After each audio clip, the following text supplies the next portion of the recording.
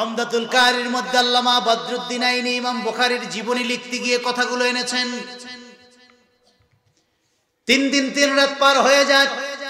গভীর রাত আমার আল্লাহ জিবরিল আমিনকে বলে, জিবরিল, পৃথিবীতে 3 জন ব্যক্তি আছে এমন যারা দোয়া করলে কবুল হয়। তার ভিতরে বাবা মা আছে না নাই? মাজলুম ব্যক্তির দোয়া কবুল হয়, মুসাফিরের দোয়া কবুল হয়ে যায়।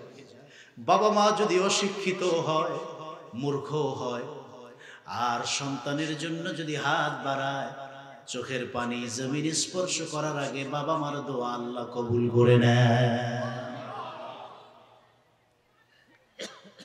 বুলেটের গুলির চেয়েও দ্রুত গতিতে বাবা মায়ের দোয়া কবুল হয়ে যায়। এজন্য আমি বলি, মা আপনার নিয়ত যদি হয় ভালো, পেটটা যদি হয় ধার্মিকতার পেট, এই পেট থেকে ইমাম আজম আবু হানিফা বের হয়। মায়ের পেটটা যদি দ্বীনি পেট হয়, মায়ের রেহেমটা যদি ধার্মিকতার রেহেম হয়, এই পেট থেকে আব্দুল কাদের জিলানী বের হয়। ঠিক কিনা বাবাজিরা আমার?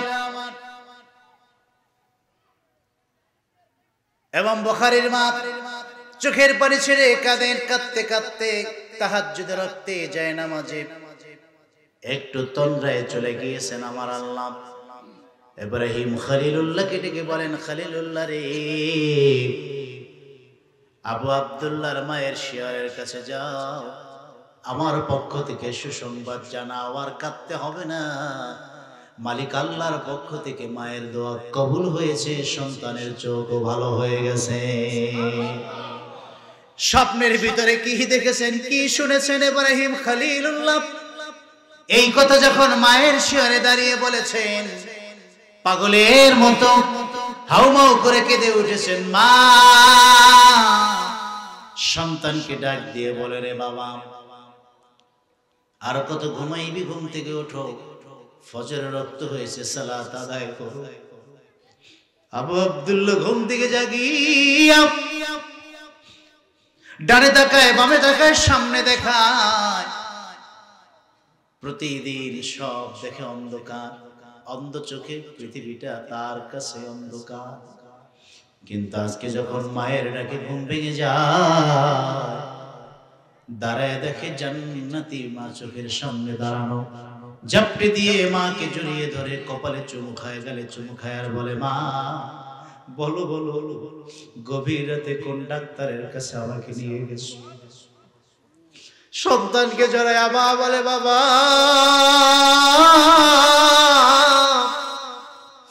ডাক্তারের কাছেই তো গিয়েছি, তবে দুনিয়ার কোন ডাক্তারের কাছে যাই নাই।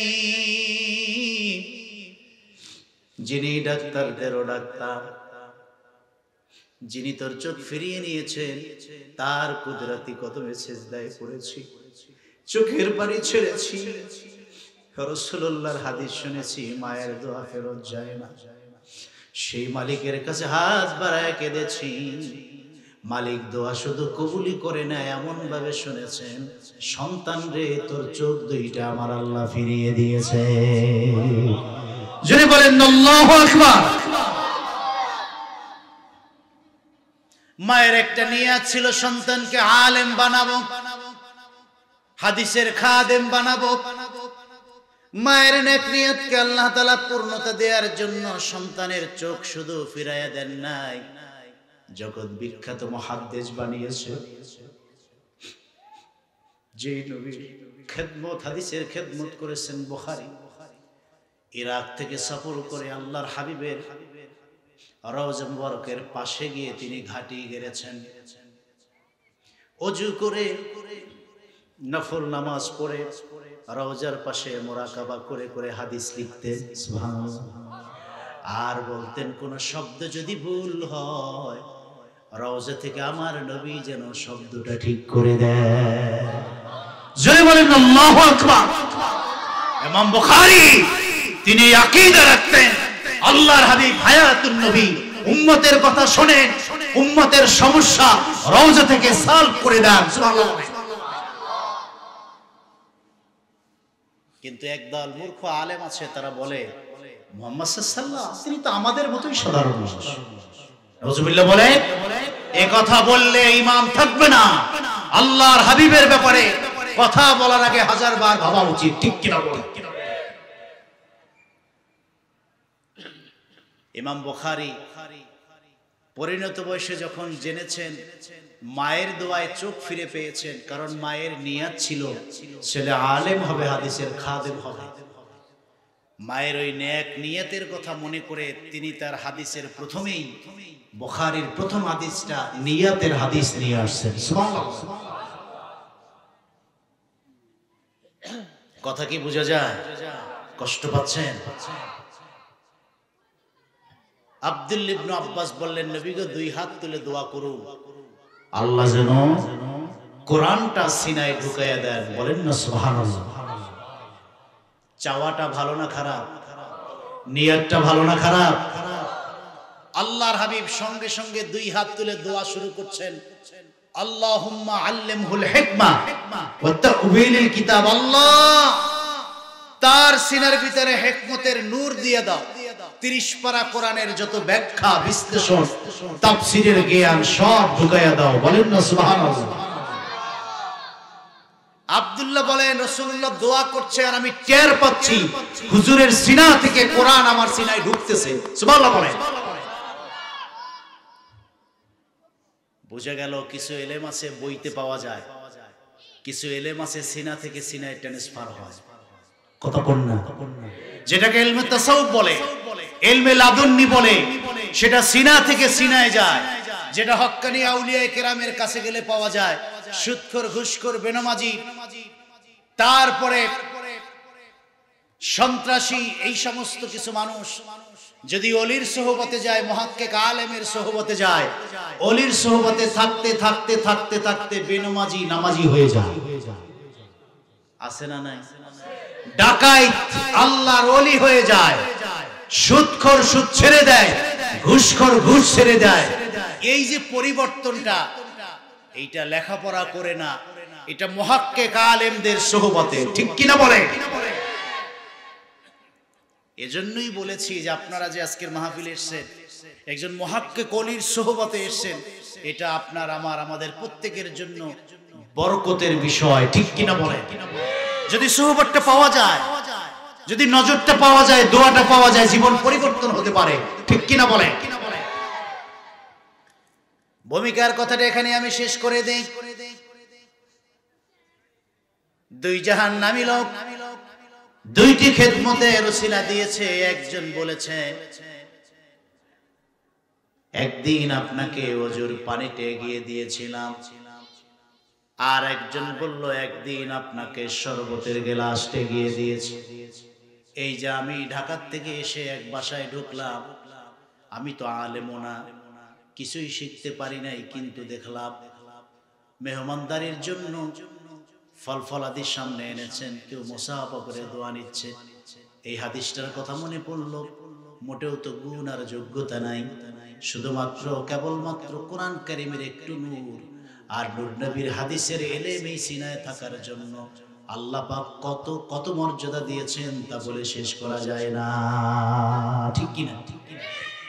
দুনিয়াতে এটা যদি হতে পারে, একটু কোরআন সুন্নাহর এলেম থাকার কারণে যদি মানুষ এত মহব্বত করতে পারে, এত সম্মান করতে পারে, তাহলে তার একটা বারাকা, তার একটা নিয়ামত, তার একটা পুরস্কার আছে না নাই?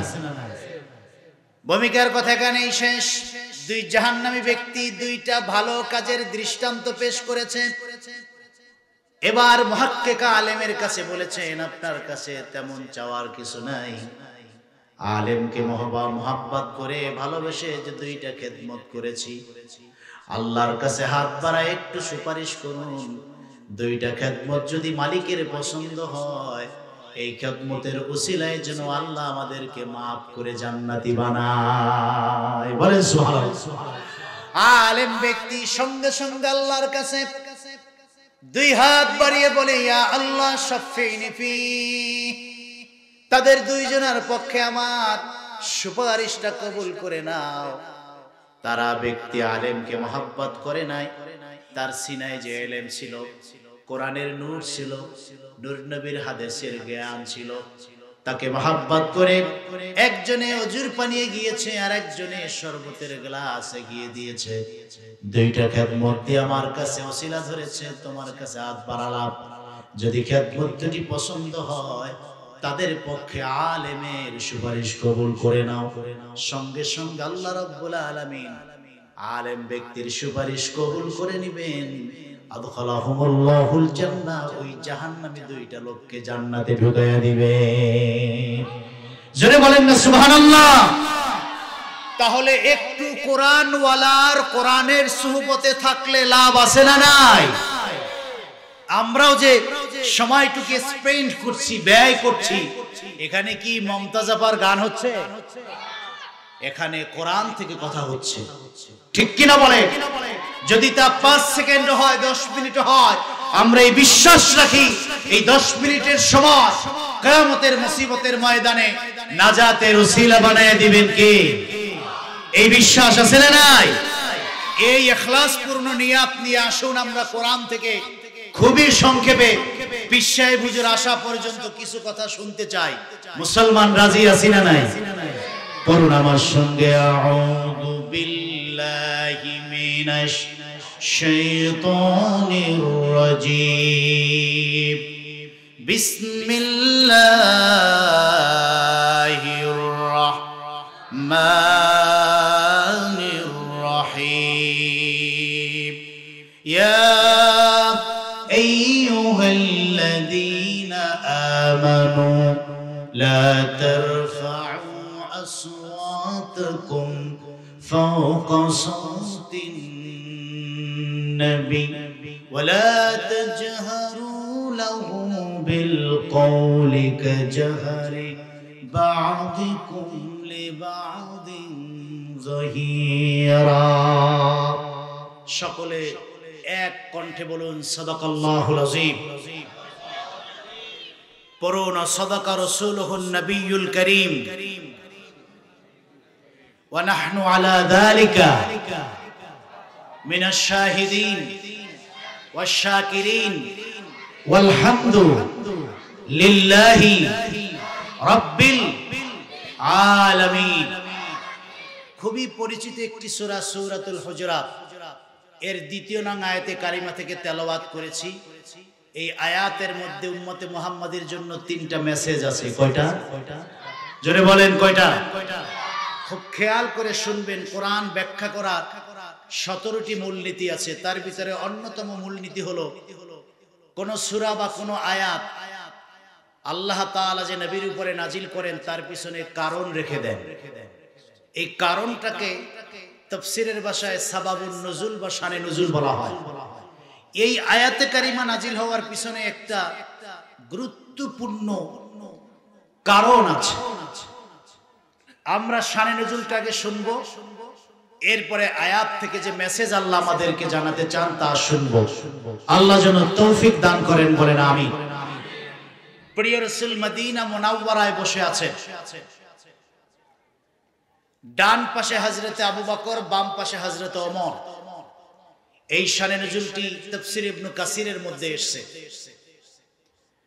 আল্লাহর হাবিব নজর করে দেখলেন দূর থেকে 15 থেকে 20 জনের একটা কাফেলা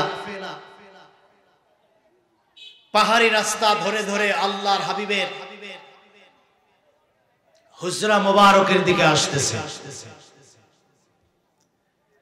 তা আবু বকর আর ওমর দুইজনই উঠে দাঁড়ালেন। তারা এই দলটি যখন খুব কাছাকাছি আসলো তখন আবু বকর ওমর দুইজন তাদের সামনে গিয়ে দাঁড়ালেন। আবু বকর বললেন, ভাই, এত দ্রুত গতিতে আপনারা আসতেছেন, মনে হচ্ছে আপনাদের কোনো সমস্যা। তো 15 জনের মধ্যে যিনি বয়োবৃদ্ধ একটু বয়স্ক মানুষ তিনি বললেন যে হ্যাঁ, আমরা একটা গুরুতর বিষয়ের সলিউশনের জন্য আল্লাহর হাবিবের কাছে আসছি। আবু বকর বললেন, আমি কি শুনতে পারি? তিনি বললেন হ্যাঁ। তখন বলল, আমাদের গোত্রে কোনো নেতা নাই, যার কারণে প্রতিদিন নেতৃত্ব শূন্য থাকার কারণে মারামারি হয়, কাটাকাটি হয়, ধমকাধমকি হয়, সমাধান দেওয়ার কেউ নাই, নেতা নাই তো। আবু বকর বলেন, এই কথা আমি তো তোমাদের গোত্র সম্পর্কে জানি, শোনো আমি একজনের নাম প্রস্তাব করছি, তাকে তোমরা নেতা বানায় নাও, নবীজি বিরোধিতা করবেন না। তারা বলল ঠিক আছে। হযরত আবু বকর একজনের নাম প্রস্তাব করলেন, কাকা ইবনে মা'বাদ। এই প্রস্তাব দিল, তারাও মেনে নিল। সঙ্গে সঙ্গে ওমর বলল, আবু বকর, আপনি যার নাম প্রস্তাব করেছেন এই লোক তো আপনার মতোই নরম, এ ঝগড়া থামাবে তো দূরের কথা, বরং ঝগড়ারও 3 গুণ বাড়বে, কেউ তারে মানবে না, আপনার প্রস্তাব বাতিল। আমি একজনের নাম প্রস্তাব করব, সে আমার মতোই গরম, কথায় কথায় কল্লা ফালাই দেয়। আমি বললাম, আকরা ইবনে হাবিসকে নেতা বানান। দুইজনের মতের বিরোধিতা, মতানৈক্য হয়েছে নি? কথা বল না। আবু বকর ওমর দুইজন, দুই মত। আবু বকর বললেন, আপনার কাজই হলো শুধু আমার কাজে বাওয়াত দেওয়া। আমি মুরব্বী, সিনিয়র, আমি একটা কথা বললাম, সেইটাকে আপনি ডিনাই করে দিলেন। আপনি বললেই হবে নাকি আমি সিনিয়র? হুজুর পিছনে বসা, দুইজন সামনে, সামনে 14 জন লোক, দুইজনের কথা কাটাকাটি হচ্ছে।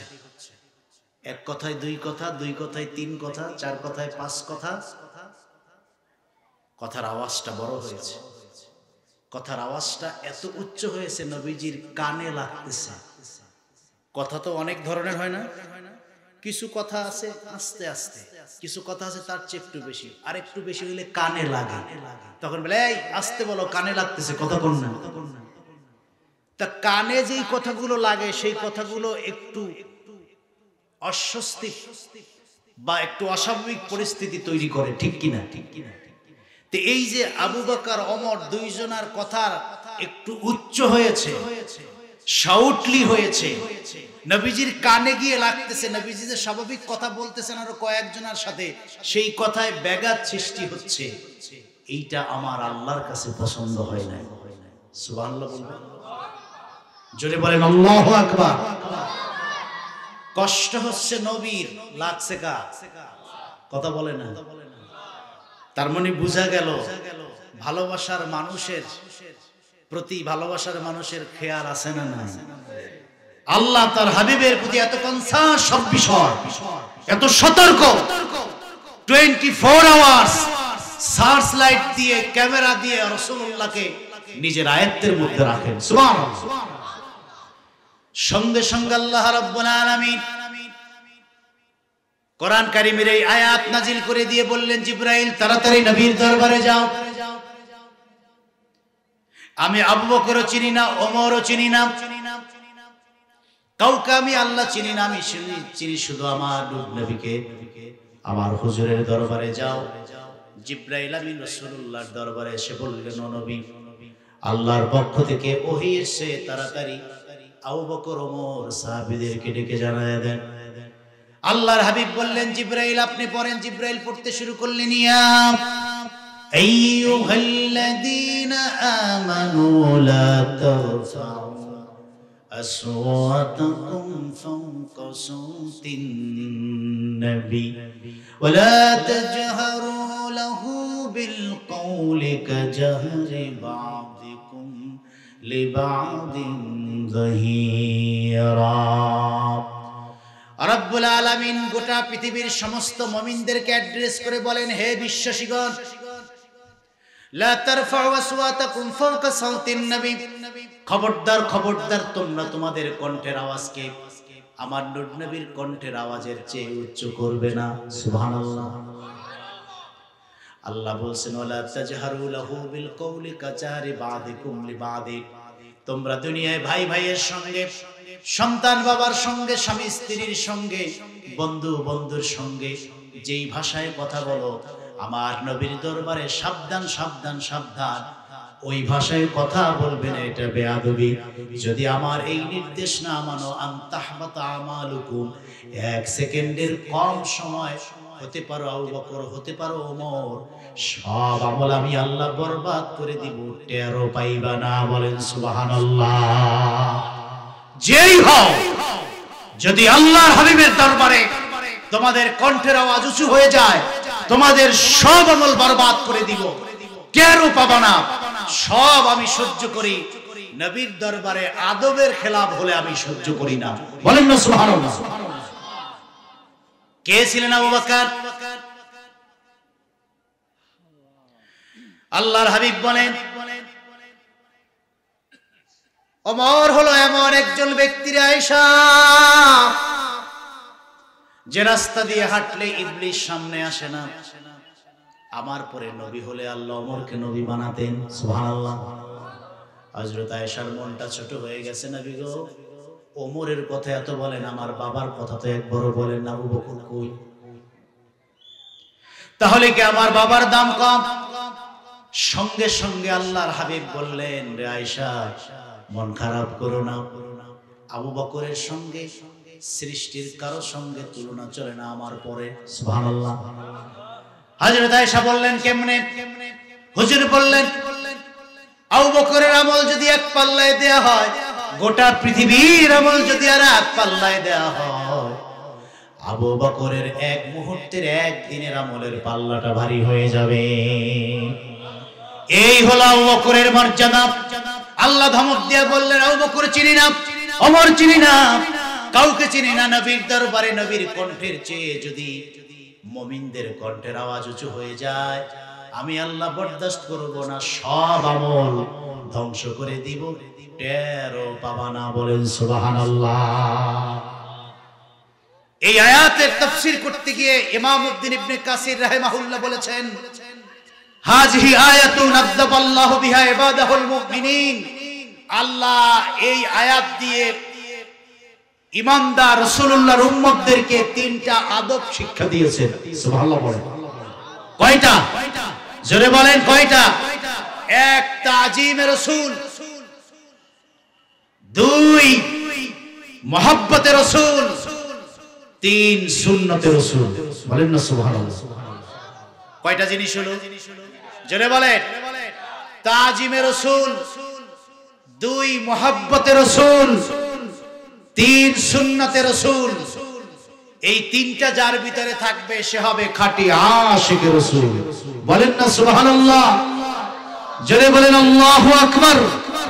কারণ এই আয়াত নাজিল করার দ্বারা আল্লাহ এই শিক্ষাটা উম্মতকে দিতে চান, যাতে করে উম্মত না বুঝে নবীর আজমতের সঙ্গে তার সম্মানের সাথে বেয়াদবিমূলক শব্দ ব্যবহার না করে, রাসূলুল্লাহর আজমতকে খাটো করতে না পারে, তাকে সাধারণ মানুষের সাথে যাতে তুলনা করতে না পারে।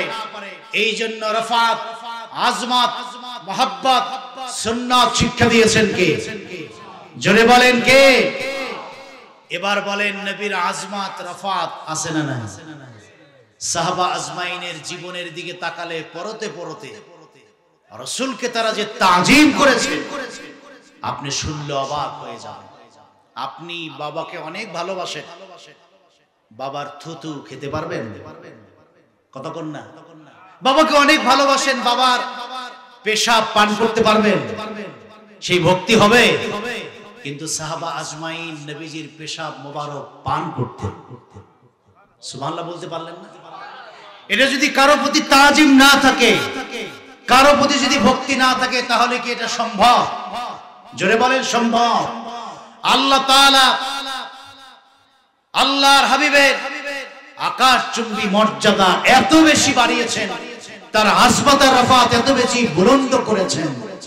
সাহাবা আজমাইন জীবনের পরতে পরতে সেই তাজিম, সেই আজমতের শিক্ষা হৃদয়ে ধারণ করে হুজুরকে সম্মান করেছেন। দুনিয়াতে আল্লাহর জান্নাতের নিশ্চয়তাও পেয়েছেন। বলেন না সুবহানাল্লাহ। বাবাজিরা আমার, সহিহ বুখারী থেকে একটা হাদিস আমি আপনাদেরকে শোনাতে চাই। কেমন তাজিম করতেন আল্লাহর হাবিবের সাহাবীরা। বাবাজিরা আমার, সহিহ বুখারীর মধ্যে সেই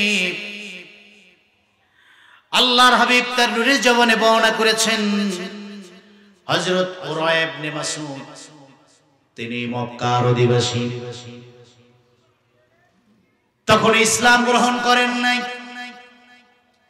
হিজরতের কিছুদিন পর আবু জেহেল উতবা সাহেব ডেকে বলল, রে ওরওয়া, তুমি একটু মদিনা মুনাওয়ারায় চলে যাও। এই মক্কায় থাকাকালীন আমরা মুহাম্মদ সাল্লাল্লাহু আলাইহি ওয়াসাল্লামকে শান্তিতে থাকতে দেই নাই। রাস্তা দিয়ে হাঁটলে পথে কাঁটা দিয়ে রাখতাম, সেজদায় চলে গেলে মাথায় ঘাড়ে নাড়ি ভুড়ি চেপে দিতাম, রাস্তা দিয়ে হাঁটলে পাগল বলে তাকে গালি দিতাম, থুতু নিক্ষেপ করতাম। নির্যাতন, অকথ্য নির্যাতন করে তারে মক্কার জীবনে অতিষ্ঠ করে ফেলেছি। শেষ পর্যন্ত নির্যাতনের মুখে মদিনা মুনাওয়ারায় চলে গেছে। পরওয়ারে গোপনে গোপনে তুমি একটু মদিনায় যাও, একটু যায় দেখো মদিনার মানুষও কি আমাদের মতো ঝাড়ু পিটা করে নাকি। তুমি একটু যাও, আমরা তো তাকে বেইজ্জতি করেছি, অসম্মান করেছি। তুমি একটু গোপনে গোপনে যাও, মদিনার মানুষেরা তার সাথে কি আচরণ করে। বাবাজিরা আমার, হযরত উরওয়া ইবনে মাসউদ তখন ইসলাম গ্রহণ করেন নাই। তিনি বলেন, গোপনে গোপনে মদিনার মানুষের আচরণ লক্ষ্য করবার জন্য আমি মক্কা থেকে দীর্ঘদিন সফর করে মদিনা মুনাওয়ারায় চলে গেলাম। আমার উদ্দেশ্য হলো মুহাম্মদ সাল্লাল্লাহু আলাইহি ওয়াসাল্লামের আশেপাশে যারা আছে তার সঙ্গে সাথীরা কি আচরণ করেন। তিনি চলে গেলেন সেখানে। গোটা মদিনা মুনাওয়ারা আল্লাহর হাবিবের পদচারণায় মুখরিত হয়ে উঠেছে। সেই মদিনায় প্রবেশ করলেন, মানুষের আচরণে তিনি মুগ্ধ হলেন। মক্কায় রুক্ষতা, মদিনা মুনাওয়ারায় নীরবতা। সুবহানাল্লাহ। হাজিরা এখনো বলে, মক্কা মুকাররমায় মানুষের আওয়াজের গ্যাঞ্জাম, মদিনা মুনাওয়ারায় নূর নবীর কদমে নীরবতা, দিলের শান্তি, হৃদয়টা কেমন জানি গলে যায়। সুবহানাল্লাহ। প্রত্যেক হাজী সাহেবকে দেখেছি যখন মদিনা মুনাওয়ারা থেকে বিদায় নেন, নিজের অজান্তেই চোখের পানিতে কখন যে বুক ভিজে যায় হাজী সাহেবও জানে না। মনে হয় যেন কি ছেড়ে যাচ্ছে, কি জানি মদিনায় হারিয়ে ফেলেছে। এত কান্না কাঁদে তা বোঝানো যায় না। কেনই বা যাবে না হায়াতুন নবী নূর নবীর কদমের পাশে দাঁড়িয়ে। যখন উম্মত সালাম দেয়, নবী নিজ কানে শোনে, উম্মতের সালামের জবাবটা সঙ্গে সঙ্গে ফিরাইয়া দেয়। যাকে কোনোদিন দেখেন নাই, রাস্তা দেখা হলে যদি সালাম দিয়ে মুসাফা করেন, মনে হয় যেন 50 বছর আগের পরিচয়। কথা বল না, হয় না? কোনোদিন দেখেন নাই, সালাম দিয়ে ভাই কেমন আছেন, উনিও অবাক হবেন। এই যে একটা সম্পদ তৈরি হয়। আল্লাহর হাবিব বলেন, উম্মত যখন আমার কদমে এসে দাঁড়িয়ে আমাকে সালাম দেয়, নিষ্কানে শুনি, ফারুদ আলাইহিস সালাম, সালামের জবাব দিয়ে দেই, উম্মতটাকে চিনে রাখি, হাসরের ময়দানে সুপারিশ করে জান্নাতে নেওয়ার জন্য সহজ হয়ে যায়। সুবহানাল্লাহ।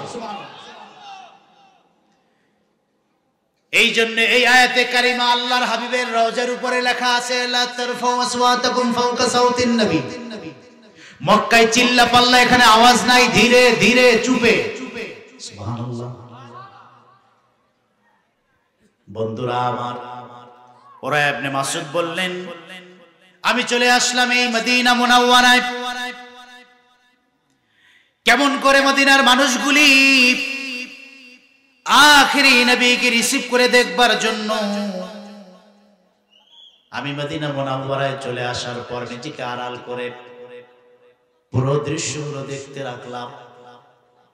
কসম আল্লাহর, তিনি যা যা দেখেছেন এই 15 দিনের পুরো তথ্য তিনি তার জবানে তিনি বর্ণনা করেছেন। তিনি বলেন, আল্লাহ লাকাদ রাআইতু কাসীরাম মিনাল মামলুক। আমি আমার জীবনে রাষ্ট্রদূত হিসাবে পৃথিবীর বিভিন্ন রাজা বাদশার দরবারে গিয়েছি, কারণ আমি কয়েকটা ভাষার উপরে পাণ্ডিত্য অর্জন করেছি, যার কারণে এই মক্কা থেকে বহু রাষ্ট্র সফর করেছি, রাজা বাদশার দরবারে গিয়েছি, তাদের তাজিম তাকরিম দেখেছি, সম্মান দেখেছি। কোন কোন রাজ দরবারে দেখেছি সৈন্যরা রাজাকে সেজদা করে, কোন কোন রাজ দরবারে দেখেছি সৈন্যরা রাজাকে সেজদা করে। কিন্তু আমি যখন মদিনা মুনাওয়ারায় আসলাম, 10-12 দিন এই মদিনায় কাটালাম, নজর করে দেখলাম মুহাম্মদ সাল্লাল্লাহু সঙ্গী আর সাথীরা, তার সাহাবীরা তার ডানে বামে সামনে পিছনে এমন ভাবে থাকে, যখন তিনি ওযু করে ওযুর ব্যবহৃত পানির এক ফোঁটাও যাতে মাটিতে না পড়ে, দুই হাত আগের থেকে পেতে ধরে ওযুর পানি পড়ার সঙ্গে সঙ্গে মাথায় মুছে নেয়, দেহে মুছে নেয়, পানিটুকু তারা খেয়ে নেয়। বলেন না সুবহানাল্লাহ। একজন নবীর প্রতি, একজন নেতার প্রতি কর্মীদের কি পরিমাণ ভক্তি, কেমন আদব থাকলে, কেমন নবীকে ভালোবাসলে, কেমন নবীকে তাজিম করলে, ওযুর পানি পড়তে দেয় না, হাত আগে পেতে থাকে, যদি মাটিতে পড়ে যায় মাটি সহ উঠায়া গায়ে মেখে নেয়। সুবহানাল্লাহ। শুধু কি তাই, আমি দেখলাম তাদের দিকে নজর করে দেখলাম যে এমন ভাবে তারা তার প্রত্যেকটি কর্মকাণ্ডকে এমন ভাবে তারা ফলো করছে, এমন ভাবে তারা সংরক্ষণ করছে। ইনতানা খামানু খামাতান, যখন তিনি থুতু ফেলছেন, আমি নজর করে দেখলাম এই থুতু তার সাথীরা মাটিতে ফেলতে দেয় না, বরং ফেলার সঙ্গে সঙ্গে থুতু গায়ে নিয়ে, হাতে নিয়ে গায়ে মাখে, সঙ্গে সঙ্গে তা মেশকাম্বরের চেয়েও বড় আতরার সুগন্ধিতে পরিণত হয়ে যায়। আমি দেখলাম থুতু ফেলার সঙ্গে সঙ্গে হাত পেতে থুতুগুলো গায়ে মাখতেছে। গল্প না, বুখারীর হাদিস, সেই বুখারীতে তিনি বললেন শুধু তাই না, আমি দেখলাম যখনই আখিরি নবী কোন একটা কাজের নির্দেশ দেন, এটা করো, যুদ্ধ শুরু হয়ে যায়, কার আগে কে কাজটা করবে, সুবহানাল্লাহ বলে, কার আগে কে কাজটা নির্দেশটা তামিল করবে, প্রতিযোগিতা লেগে যায়। আমি এই 10 দিন 15 দিন 20 দিন থেকে যা দেখেছি, এতটাই মুগ্ধ হয়েছি একজন মানুষের প্রতি, মানুষের এত ভালোবাসা, এত তাজিম, তিনি কোনো সাধারণ মানুষ হতে পারেন না। ও আবু জেহেল উতবা সাহেব, আমি আর দেরি করি নাই, আমি মদিনা মুনাওয়ারায় নিজের অজান্তে তার হাতে হাত দিয়ে মুসলমান হয়ে গেছি। জোরে বলেন আল্লাহু আকবার। সাহাবীরা আল্লাহর হাবিবকে কিভাবে তাজিম করতেন, পেশাব মোবারক পান করে ফেলতেন, রক্ত মোবারক খেয়ে ফেলতেন, থুতু মোবারক খেয়ে ফেলতেন। কেন খাবেন না? যার আঙুল মোবারক নিচে ছেড়ে দিলে ঝর্ণা হয়ে যায়, ও আঙুল মোবারক আকাশে উঠলে চাঁদ দুভাগ হয়ে যায়। বলেন না সুবহানাল্লাহ। আমরা ব্যর্থ চিনতে পারি না, এই জন্য বলি যে মুহাম্মদ সাল্লাল্লাহু আলাইহি ওয়াসাল্লাম আমাদের মতো সাধারণ মানুষ, কিন্তু সাহাবা আজমাইন এই ভুল করেন নাই। তারা নবীর শান বুঝেছেন, তাজিম বুঝেছেন, মান বুঝেছেন, যার কারণে ক্ষুধা লাগলে খাবারের জন্য মানুষের কাছে যেতেন না, রাসূলুল্লাহর নূরের চেহারায় তাকাতেন, ক্ষুধা নিবারণ হয়ে যেত। সুবহানাল্লাহ। হযরত বেলাল বলেন, নবী গো, ওই যে হাবশার আবিসিনিয়া থেকে হিজরত করে এক পোশাকে মক্কায় এসেছি, একটা জায়গা ছাড়া কিছু ছিল না। ও নবী, মদিনা মুনাওয়ারায় জায়গা হলো আপনার হুজরার সামনে। সুবহানাল্লাহ বলেন। ফকির আর গরিব মানুষ থাকার জায়গা নাই, ঘর নাই, মাথার উপরে ছাউনি নাই, পরার মতো পোশাক আমার নাই। সাহাবীরা দিলে খাই, সাহাবীরা থাকতে দিলে ঘুমাই, সাহাবীরা পোশাক দিলে পরি। এক কথায় নিঃস্ব বলতে যা বোঝায়। এমনও হয়েছে 3 দিন 4 দিন 5 দিন 6 দিন 7 দিন খাবার নাই। সপ্তম দিনের মাথায় 1 গ্লাস দুধ হাদিয়ে এসেছে। আপনি নবী বলেছেন 70 জনে ভাগ করে খাও, মনটা খারাপ হয়ে গেছে। নবী আপনি বলেছেন বেলাল মন খারাপ করো না, আমি রাসূল বলছি গ্লাসে ঢেলে ঢেলে তুমি বন্টন করো। বেলাল আল্লাহর হাবিবের নূরের হাতের ছোঁয়া নিয়ে বন্টন শুরু করেছেন। 70 জনকে 1 গ্লাস করে দেওয়ার পরেও এখনো 1 গ্লাস বাকি। হযরত বেলাল বলেন, 1 গ্লাস তো একজনের জন্য, 70 জনে খাওয়ার পরেও 1 গ্লাস বাকি। সেই গ্লাস আমি পান করে তৃপ্ত হলাম। যেই দিন খাবার আসে না, আল্লাহর হাবিবের নূরের কদমের হুজরার দরজাটা আমি ছাড়ি না। নবীজি আসেন, হুজুরের চেহারার দিকে তাকাই, আমি বেলালের পেটের ক্ষুধা দূর হয়ে যায়। সেই বুখারীতে হাদিস এসেছে, আমার নূর নবী বলেন, বেলাল কি এমন গোপন গোপন আমল আমাকে না জানাইয়া করো? সামিতু দাফান আলাইকা বাইনা ইয়াদাইয়া ফিল জান্নাহ। আমি যখন মেরাজ রাতে জান্নাতটা ঘুরতেছিলাম, ওই জান্নাতে তোমার দুই পায়ের জুতার আওয়াজ শুনতে পেলাম। সুবহানাল্লাহ। ও হাবশার কালো বেলাল, ঘর নাই, বাড়ি নাই, টাকা নাই, পয়সা নাই, চেহারা নাই, সুরাত নাই, কণ্ঠ নাই, গোপনে এমন কি আমল করো যে জান্নাতে তোমার পায়ের শব্দ পেলাম, জান্নাতে ঘর দেখলাম? দু চোখের পানি ছেড়ে দিয়ে বেলাল বলে, গো নবী, আমি বেলালের কি গোপন আর কি প্রকাশ্য আপনি তো সবই জানেন। যে না খেয়ে থাকলে ক্ষুধার নিবারণ করে নবীর চেহারার দিকে তাকায়া তার জীবনে কোনো গোপন নাই। তবে দুটি আমল আছে। এক, বেলালের কলিজাটাকে ছিঁড়ে যদি দুই ভাগ করেন, এই কলিজার মধ্যে মায়ার নবীর ভালোবাসার কোনো অভাব নাই। জোরে বলেন আল্লাহু আকবার। জীবনের চাইতে কোটি গুণ বেশি নবী আপনাকে ভালোবেসেছি। সুবহানাল্লাহ। জীবন দিয়ে ভালোবাসি নবী তোমাকে, নাও গো নূরের নবী,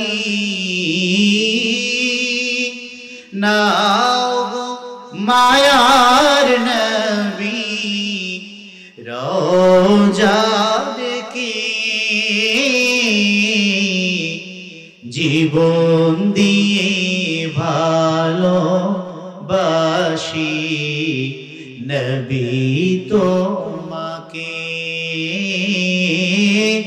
জীবন দিয়ে ভালোবাসি নবী তোমাকে। ইয়া রাসূলুল্লাহ,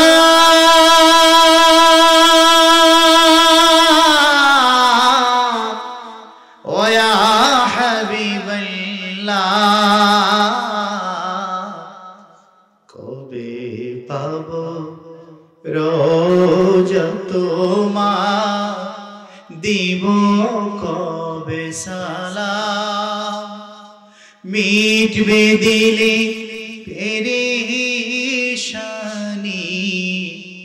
চুমে তোমার কদম, কবে যাব রোজা তোমার দিব কবে সালাম, মিটবে দিলে পেরেশানি, চুমে তোমার কদম, ওই নুরানি বদন খানি, ওই মায়াবী বদন খানি, দেখাও না আমাকে, জীবন দিয়ে ভালোবাসি নবী তোমাকে, জীবন দিয়ে ভালোবাসি নবী তোমাকে। ইয়া রাসূলুল্লাহ,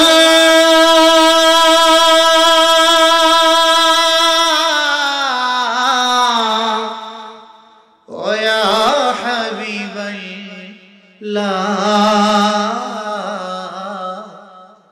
বাংলা হতে সালাম পাঠাই তোমার ওই চরণে, মিলাদ মাঝে যাই দাঁড়ি তোমারি সম্মানে, বাংলা হতে সালাম জানাই তোমার ওই চরণে মিলাদ মাঝে যাই দাঁড়িয়ে তোমারি সম্মানে আশিক সালাম দে দাঁড়িয়ে আশিক সালাম দে দাঁড়িয়ে তোমার পাখি জীবন দিয়ে ভালোবাসি নবী তোমাকে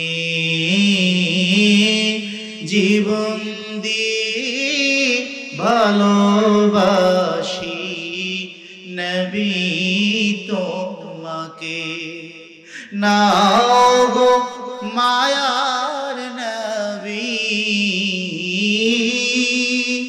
নাও গো নূরের নবী রোজা ডেকে